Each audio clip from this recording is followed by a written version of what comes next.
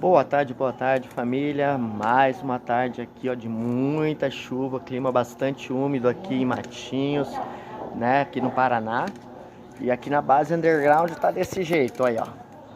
Tempo fechado. Bom, eu gosto, né, mas eu sei que muita gente sofre com isso, né? Então, vamos seguir orando a Deus e até aqui nos ajudou o Senhor Jesus Cristo. E olha a benção. Caiu um maracujá, mas não caiu na minha cabeça. Deus é bom.